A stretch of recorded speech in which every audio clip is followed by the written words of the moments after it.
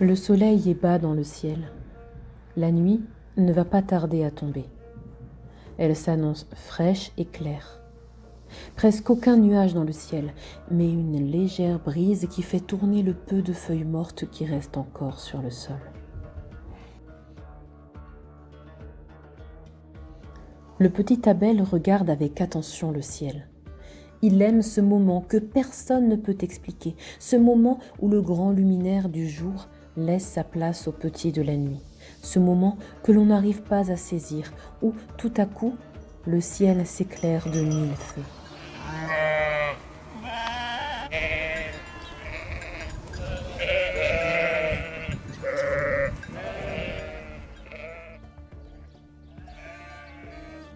Le petit Abel est berger. Et ce soir-là, il est inquiet. Ses moutons avaient été agités toute la journée et la nuit tombante ne venait pas ramener le calme. C'est vrai que le climat était tendu ces jours-ci à Bethléem. Ici, comme dans le reste de la région de Judée et du pays, il y a beaucoup de mouvements.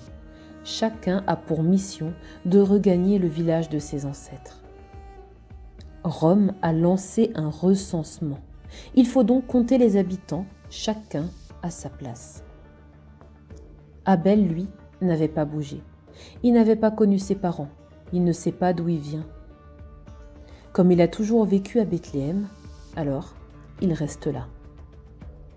Mais pour ces moutons, il y a trop de visages inconnus, trop de passages. Les auberges sont pleines. Il paraît que même les bergeries sont occupées. Abel a prévu de passer la nuit au clair de lune, au milieu de son troupeau. Et il n'est pas le seul. Il voit au loin sur la colline d'autres bergers qui vont faire de même.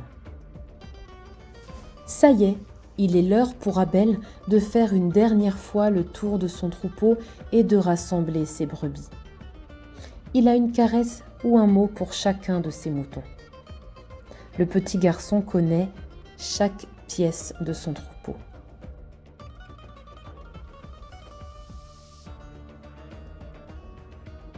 Son tour de ronde lui a permis de trouver la place idéale pour passer la nuit. Une belle pierre plate sur laquelle s'adosse un petit buisson. Abel prend l'un de ses agneaux dans ses bras. Il faut dire que ça tient chaud. Et à peine installé, les paupières du jeune berger commencent à devenir lourdes. Et il ne résiste pas longtemps et s'endort blotti contre son agneau.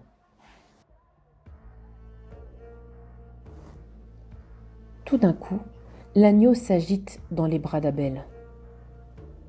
Est-ce dans son rêve ? Il serre plus fort et finit par ouvrir les yeux. Immédiatement, il lâche un bras pour se protéger les yeux. Une lumière si intense et pourtant si douce est en train de descendre du ciel. Abel n'est finalement pas sûr d'être réveillé. Il ne peut pas regarder fixement cette lumière qui ne ressemble ni au soleil, ni au feu, ni à aucune chose qu'il connaît. Il est tout entier baigné dans cette lumière. Il sent qu'elle l'enveloppe d'amour et de tendresse. Il serre si fort son petit agneau contre lui qu'il finit par le mordre. Maintenant, il est vraiment sûr d'être réveillé. Cette étrange lumière semble bouger et danser autour de lui. Et au bout de quelques instants, il réalise que de cette lumière émane un doux chant. Le silence de la nuit a laissé place à une musique aux harmonies célestes. Il ne comprend pas bien les paroles de ce chant du ciel, mais il comprend que c'est un message joyeux et heureux. Cette lumière semble tout à coup se déplacer, comme pour lui indiquer un chemin. Le petit berger n'a pas le temps de comprendre que son agneau s'échappe de ses bras pour se lancer à sa poursuite. Et sans hésiter, Abel se lance à sa suite. Abel court derrière son agneau, et derrière lui, quelques moutons le suivent.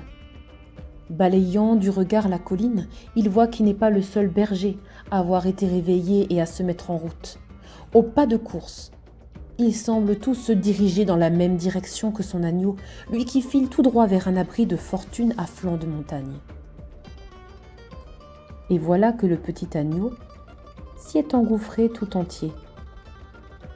Abel s'arrête en contrebas et s'aperçoit alors que l'étrange lumière s'est elle aussi arrêtée.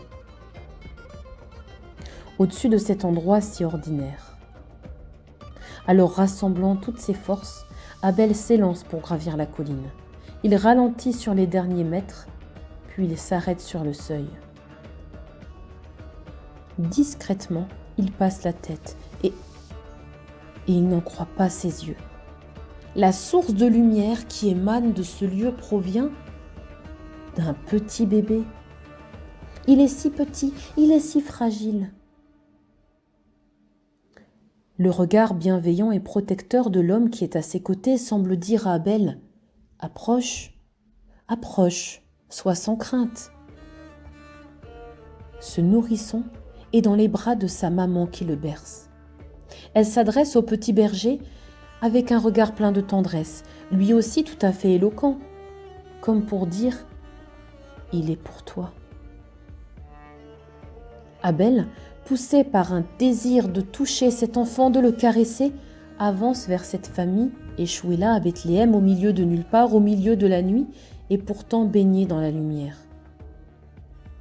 La maman dépose l'enfant dans la mangeoire des animaux, dans la crèche. C'est incroyable. À coup sûr, ça c'est un signe que l'on n'oubliera pas. C'est si beau. Abel le dévore longuement des yeux, puis le caresse doucement. Face à lui, Abel est partagé. Il voudrait le prendre et le protéger comme l'un de ses agneaux. Et pourtant, c'est lui qui a l'impression d'être la pièce de choix du troupeau de ce bébé déjà berger. C'est juste un bébé, mais c'est bien plus que cela. Abel le sent. Ce bébé, c'est l'amour, c'est la vie.